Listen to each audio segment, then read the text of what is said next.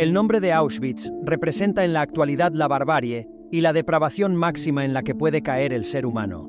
Las imborrables imágenes que salieron a la luz tras la liberación de este campo de exterminio nazi por el Ejército Rojo solo nos permiten vislumbrar el infierno terrible que vivieron los prisioneros y que los supervivientes no han dejado de pedir que nunca se olvide para que no se repita jamás. Auschwitz era un gigantesco complejo compuesto por 3 campos de prisioneros: el Auschwitz I, el campo original; Auschwitz II, Birkenau, campo de concentración y exterminio; y Auschwitz III, Monowitz, campo de trabajo, además de otros campos satélites.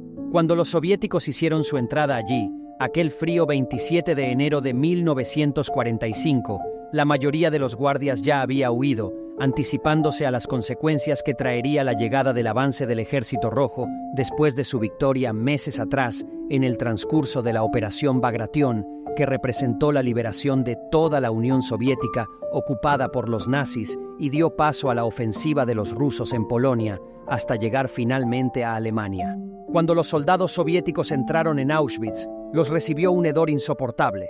Frente a ellos, solo vieron montones de zapatos, algunas personas en condiciones infrahumanas vagando sin rumbo, cadáveres en el suelo y niños atemorizados en barracones gritando: ¡No somos judíos! En ese momento quedaban 2.819 prisioneros en Auschwitz.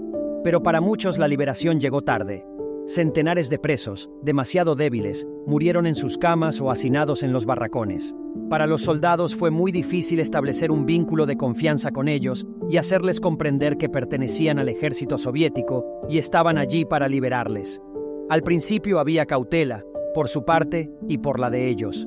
Pero luego se dieron cuenta de quiénes eran y empezaron a darles la bienvenida, a mostrar que sabían que no debían temer, que no eran guardias ni alemanes. Allí encontraron 370.000 trajes de hombre, 837.000 vestidos de mujer, 44.000 pares de zapatos y 7.7 toneladas de cabello humano, que según cálculos de la época, corresponderían a unas 140.000 personas. Desde su apertura como campo de concentración en 1940 hasta su liberación a principios de 1945, alrededor de 1.300.000 personas fueron deportadas a Auschwitz. De ellas, 1.100.000 murieron.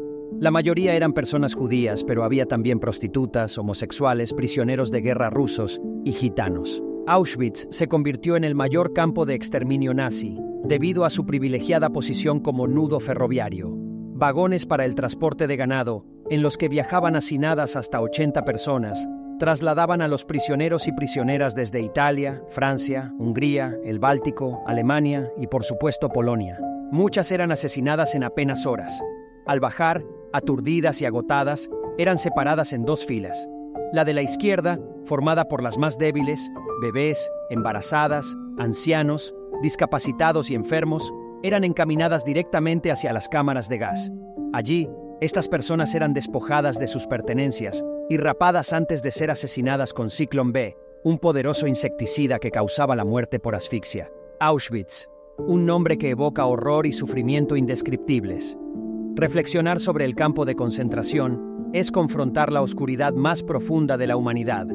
Es recordar las vidas arrebatadas, las familias destrozadas y las esperanzas desvanecidas. Es comprender la capacidad destructiva del odio y la intolerancia. Allí se perpetró un genocidio sin precedentes, donde millones de seres humanos fueron asesinados en nombre de una ideología despiadada. Es una llamada angustiante a recordar y aprender del pasado para evitar repetir los errores que llevaron a tal atrocidad. Al reflexionar sobre Auschwitz, debemos comprometernos a luchar contra cualquier forma de discriminación y odio.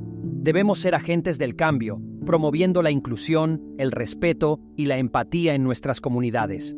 Que esta barbarie sea un recordatorio eterno de los peligros del fanatismo y una llamada a construir un mundo donde prevalezcan la paz, la justicia y el amor. Y bueno, gente curiosa, hasta aquí el vídeo interesante de hoy. Espero que os haya gustado. Si es así, déjame un like para saber qué te has pasado. Nos vemos en el próximo video.